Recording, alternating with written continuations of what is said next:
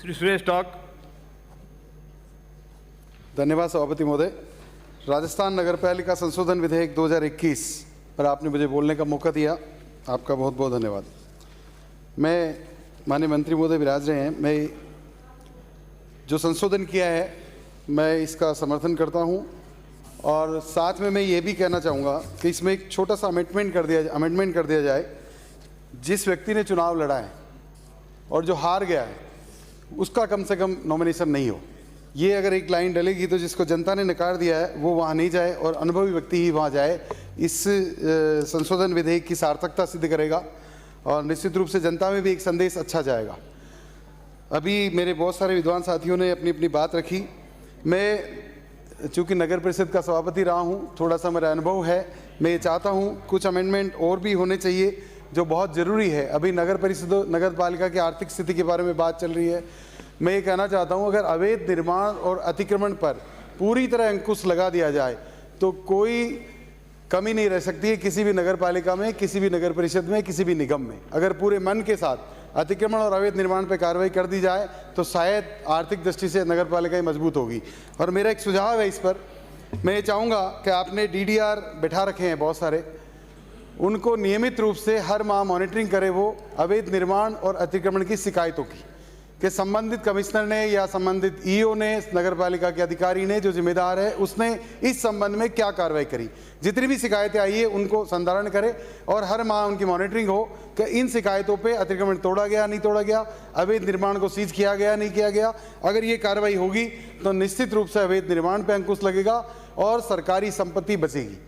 किसी भी सूरत में सरकारी संपत्ति पर किसी की नज़र नहीं रहेगी। दूसरा, कमेटियाँ आपने नगरपालिका एक्ट में प्रावधान किया हुआ है मैंडेटरी रूप से कमेटियां बनना, लेकिन ऐसा होता नहीं। 5 साल तक कमेटियां नहीं बनती है। इस बार मैं चाहूँगा कि ये अवधारणा खत्म हो जाए और नगर परिषद नगर पालिकाओं में कमेटियां अनिवार्य रूप से बने ताकि कार्य का विभाजन हो और जनता के काम का शीघ्र निस्तारण हो। ये जरूरी है कि लोग अपेक्षा करते हैं और साथ में जीत के आया हुआ पार्षद भी अपेक्षा करता है कि मुझे कोई जिम्मेदारी मिले। अकेला सभापति या चेयरमैन ही सर्वेसर्वा नहीं रहे, सबको बराबर कानूनी अधिकार है और वो जनता की बात को सुन सकते हैं और उनके काम को कर सकते हैं। एक भवन निर्माण स्वीकृति को ऑनलाइन अनिवार्य रूप से करें। इसमें सबसे बड़ा भ्रष्टाचार है जो व्यक्ति अपने घर की ज़मीन पे, अपने प्लॉट पे मकान बनाना चाह रहा है और उसको निर्माण स्वीकृति लेने जा रहा है और वहाँ निर्माण स्वीकृति के लिए 6-6 महीने के लिए चक्कर लगाए जा रहे हैं। कम से कम ऐसा नहीं हो, इसको ऑनलाइन करें और इसको टाइम बाउंडिंग करें कि 10 डेज और 15 डेज में किसी भी सूरत में भवन निर्माण स्वीकृति जारी करें, अन्यथा उस पे कार्रवाई हो। और जिस तरह अधिकारी को जिम्मेदार बनाया जाए, अतिक्रमण और अवैध निर्माण पर कार्रवाई नहीं होने पे सीधे सीधे जो जिम्मेदार अधिकारी है उस पर कोई न कोई सरकारी कार्रवाई होनी चाहिए, निलंबन तक की कार्रवाई उसकी होनी चाहिए ताकि ये जो काम गलत काम हो रहे नगर पालिकाओं में ये रुक जाए।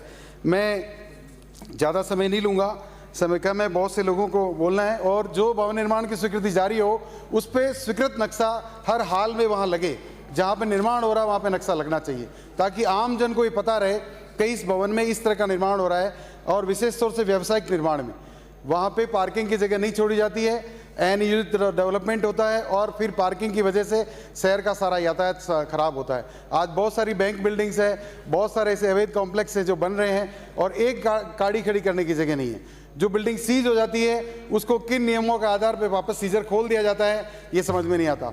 तो ये भी जरूरी है कि उन अधिकारियों पे लगाम लगाई जाए कि वो सीजर खोलने की कार्रवाई नहीं करे, या करे तो जिन शर्तों के साथ सीजर खोला गया उन शर्तों की अनिवार्य रूप से पालना हो।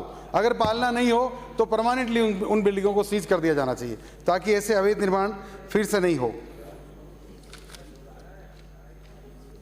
मैं इस प्रस्ताव को जनमत जानने का मेरा प्रस्ताव वापस लेता हूं और इसको लागू करने